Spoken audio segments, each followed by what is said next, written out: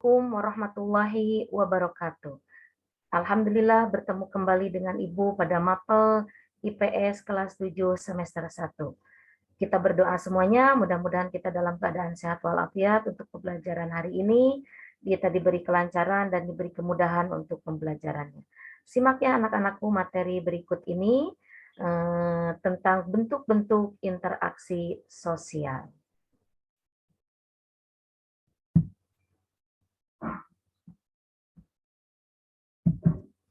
Bentuk interaksi sosial. Jangan lupa Ibu ingatkan materi yang sebelumnya tentang interaksi sosial. Apa sih itu interaksi sosial? Interaksi sosial di mana di sini adalah hubungan timbal balik antara dua orang ya, satu orang atau dua orang atau lebih, baik individu dengan individu, kelompok dengan kelompok, ya di sini di mana ada stimulus saling rangsangan, di mana ada aksi, di situ ada reaksi. Dan apa syarat-syarat terjadinya interaksi sosial?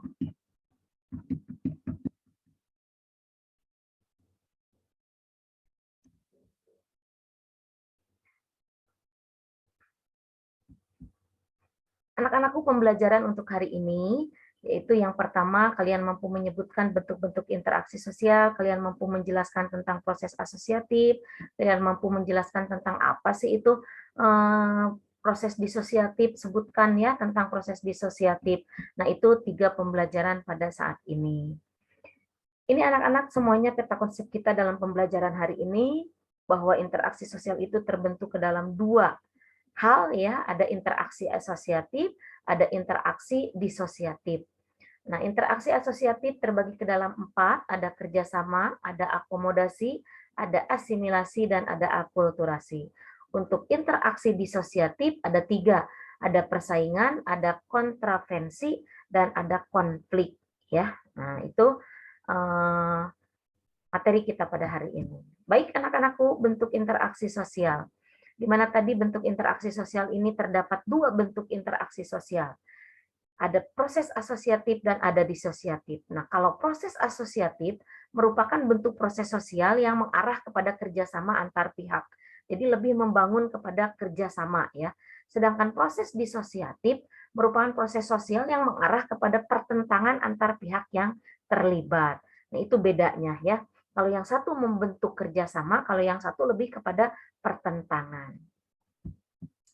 Kita bahas yang pertama tentang proses asosiatif, di mana proses asosiatif ini ada bentuk proses asosiatif terdiri dari 4. Yang pertama, kerjasama atau cooperation. Apa itu kerjasama? Jadi kerjasama ini adalah kemampuan seseorang untuk membangun kerjasama dengan orang lain atau kelompok dalam rangka menyelesaikan tugas, kegiatan, sehingga tercapailah tujuan bersama. Contoh, kalian berdiskusi itu untuk mencapai tujuan menyelesaikan masalah. Jadi membangun kerjasama antara individu dengan individu atau antara individu dengan kelompok atau kelompok dengan yang lain. Nah ini ya. Yang kedua ada akomodasi. Apa itu akomodasi? Keseimbangan dalam interaksi antar orang atau antar kelompok dihubungkan dengan nilai dan norma yang berlaku dalam masyarakat. Tujuannya untuk mencegah pertentangan. Itu yang disebut dengan akomodasi. Yang ketiga, ada yang disebut asimilasi, yaitu suatu penyesuaian atau penyelarasan proses sosial dalam taraf lanjutan yang ditandai dengan adanya usaha-usaha mengurangi perbedaan yang terdapat pada orang per orang atau per kelompok. Contohnya dalam perbedaan kebudayaan. Apalagi di Indonesia, ya, negara yang berbeda-beda dari satu daerah dengan daerah yang lain, memiliki kebudayaannya sendiri-sendiri, memiliki ciri khas satu sama lain. Nah, di sini kita harus mampu penyelarasan dengan kebudayaan-kebudayaan yang lain. Yang keempat ada kulturasi, di mana kulturasi ini adalah proses sosial yang timbul apabila suatu kelompok masyarakat dengan kebudayaan tertentu dihadapkan dengan unsur-unsur kebudayaan asing, sehingga lambat laun kebudayaan asing itu diterima oleh kita dan diolah ke dalam kebudayaan sendiri tanpa menghilangkan kepribadian sendiri. Jadi itu kulturasi, menggabungkan gitu ya. Yang kedua, bagian B-nya anak-anak semua tentang proses disosiatif. di mana proses disosiatif ini terdiri dari 3. Yang pertama ada persaingan atau kompetisi, competition ya. Proses sosial orang per orang atau kelompok terlihat melalui bidang-bidang kehidupan masing-masing, di mana di sini berusaha memperoleh sesuatu atau tujuan yang diharapkan. Di mana bentuk persaingannya di sini adalah yang pertama bisa bersaing dalam ekonomi, persaingan dalam kebudayaan, dan persaingan secara sosial.